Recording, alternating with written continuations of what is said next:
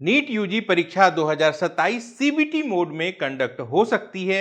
इस तरीके की बातें 2026 नीट यूजी के पेपर के कैंसिलेशन के बाद से लगातार सामने आ रही थीं और आज प्रेस कॉन्फ्रेंस में हमारे शिक्षा मंत्री धर्मेंद्र प्रधान जी ने इस बात को दोहराया है। हमारे शिक्षा मंत्री नीट यूजी 2026 के पेपर लीक, री नीट 2026 के फेयर एंड सक्सेसफुल कंडक्ट और 2027 में होने वाली नीट की परीक्षा पर काफी कुछ बता रहे थे। तो जो मुख्य बातें हैं मैं आपको वो बता देता हूं। जो भी बातें पॉलिटिकल थी उन पे बात करने का कोई मतलब नहीं बनता। सबसे पहले जो पेपर लीक हुई थी इसको लेकर एक बहुत बड़ी बात कही शिक्षा मंत्री जी ने। उन्होंने ये स्वीकार किया कि उनके लोग जिन पे उन्होंने भरोसा किया था उन्होंने अपने फायदे के लिए लाखों बच्चों के भविष्य के साथ खेला। हालांकि उन्होंने आगे कहा कि इस पे कड़ी कार्रवाई की जाएगी।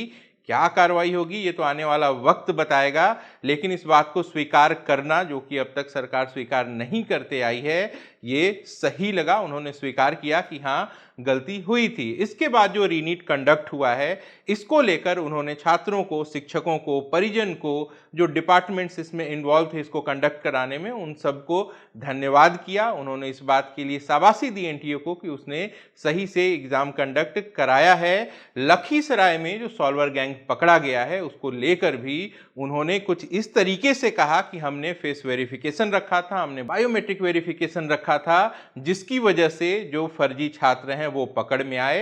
अन्य कुछ सेंटर से भी ऐसे सॉल्वर्स के पकड़े जाने की सूचना है और इन सबको जेल भेज दिया गया है और सुनिश्चित किया जाएगा कि इनको कड़ी से कड़ी सजा मिले। खैर ये सारी बातें हो गई।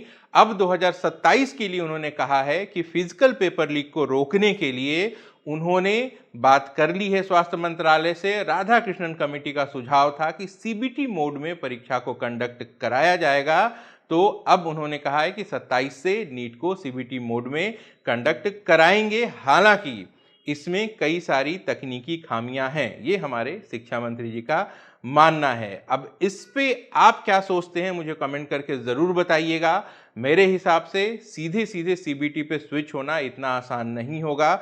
हम सब जानते हैं कि इतना बड़ा इंफ्रास्ट्रक्चर हमारे पास नहीं है। जेईई मेंस ऑनलाइन होता है और आप सबको यह बात पता होगी कि पिछले कुछ सालों में कई बार विदेशी हैकर के माध्यम से भी बड़ी सेंधमारी जेईई मेंस में देखने को मिली है। ऐसे में नीट जो कि देश का फिलहाल सबसे बड़ा एग्जाम है और जेईई से ये कई गुना बड़ा है, न सिर्फ छात्रों की संख्या की बात हो रही है बल्कि आज प्राइवेट मेडिकल कॉलेज में एक एमबीबीएस की सीट 1.5 करोड़ 2 करोड़ रुपए तक है। सरकारी कॉलेज तक पहुंचना बहुत मुश्किल है। ऐसे में क्या होता है, पेपर लीक्स होते हैं। क्यों होते हैं? बहुत सारे ऐसे लोग हैं जो 1.5-2 करोड़ खर्च करना चाहते हैं और गलत तरीके से वो प्रवेश पाना चाहते हैं। तो आगे जो साइबर अटैक्स हैं इसको टैकल करना सरकार के लिए बहुत ज़्यादा चैलेंजिंग रहने वाला है। दूसरी बड़ी दिक्कत क्या होगी, अगर नंबर ऑफ कंप्यूटर्स कम होंगे तो एग्जाम मल्टीपल शिफ्ट में कराना पड़ेगा। इससे जो क्वेश्चन के नॉर्मलाइजेशन का मुद्दा है वो उठेगा। अगर आपको जानकारी न हो तो मैं बता दूं, पीजी में सीबीटी मोड पे मल्टीपल फेज में परीक्षाएं कराई गई थी, लेकिन पिछले साल 2025 में सुप्रीम कोर्ट ने साफ कह दिया कि आपको सीबीटी करवाना है तो आप इसे एक सिंगल सेशन में करवाएंगे, क्योंकि वहां पे कैंडिडेट्स कोर्ट चले गए थे कि अलग अलग जो एग्जाम हुए थे उसमें जो नॉर्मलाइजेशन था उससे वो सेटिस्फाइड नहीं थे। आरोप था कि एक सेशन में जो क्वेश्चन है वो ज़्यादा इजी आया, दूसरे में टफ आया।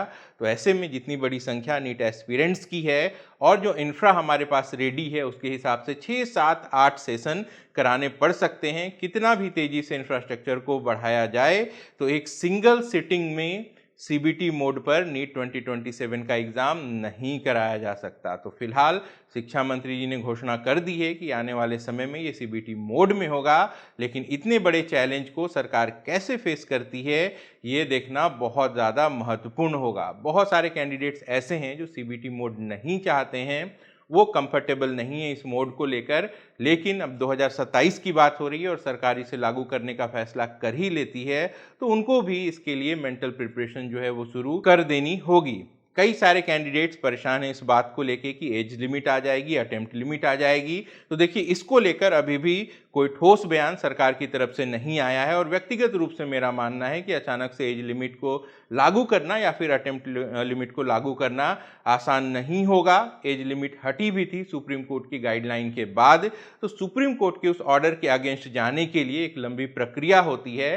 तो जो बच्चे इस बात को लेकर डर रहे हैं कि एज लिमिट आ जाएगी या फिर अटेम्प्ट लिमिट आ जाएगी, इनको एटलीस्ट डरने की जरूरत नहीं है। हाँ, ये सीबीटी हो पाता है कि नहीं, ये आने वाला वक्त तय करेगा, लेकिन अब इन्होंने कह दिया है तो ये हो भी सकता है। तो इस बात के लिए मेंटली प्रिपेयर्ड रहिएगा और मुझे कमेंट करके ज़रूर बताइए कि क्या आपको लगता है कि सीबीटी मोड को सक्सेसफुली सरकार बिना विवाद के कंडक्ट करा सकती है, और अगर ऐसा होता है तो क्या किसी भी तरीके का जो पेपर लीक है वो नहीं होगा। 2026 में भी क्या हुआ, पेपर जिन लोगों ने तैयार किया था, जो लोग उसके ट्रांसलेशन में इन्वॉल्व थे, वहां से लीक हो गया। 2024 के आधार पर सरकार तैयारी करती रही कि हम ट्रांसपोर्टेशन में लीक नहीं होने देंगे, जीपीएस ट्रैकर लगा देंगे, टाइमर लगा देंगे, लेकिन पेपर तो पहले लीक हो चुका था। अब सीबीटी कराएं या फिर पेन पेपर मोड में कराएं, जो क्वेश्चन पेपर बनता है जिस तरीके से, उसको भी इनको फिक्स करने की ज़रूरत है। आप सबको जानकारी हुई कि 2024 में भी मैंने सरकार को कई सारे सुझाव भेजे थे, 2026 के पेपर लीक के बाद भी कई सारे सुझाव भेजे थे। 2026 में मैंने ये भी कहा था कि जो भी लोग भी पेपर बनाते हैं उनको आइसोलेट रखा जाए, जिसे सरकार ने बाद में अपनाया भी, और जिन्होंने भी क्वेश्चन पेपर सेट किया था उनको आइसोलेशन में रखा गया। तो ये एक मैंडेटरी प्रक्रिया आगे के लिए फिक्स कर देनी चाहिए नीट और ऐसे दूसरे जितने भी सभी जरूरी पेपर हैं उनके लिए, कि जो भी क्वेश्चन पेपर सेट करें वो एग्जाम के कुछ दिन पहले ही इसे सेट करें और फिर उन पर निगरानी रखी जाए कि किसी भी तरीके से उनके माध्यम से पेपर वहां से लीक न हो सके। खैर, चाहे सरकार जो भी सुधार करे, लेकिन ये सुनिश्चित करे कि पेपर लीक न हो और जो छात्र मानसिक यातना झेलते हैं, परेशानी झेलते हैं, वो उससे मुक्त हो जाएं, जो मेहनत करें उसका सही रिजल्ट उनको मिल सके। चलिए, इसी उम्मीद के साथ वीडियो को खत्म करते हैं। आप अपना और अपनों का खूब ख्याल रखिएगा। नमस्कार, जय हिंद।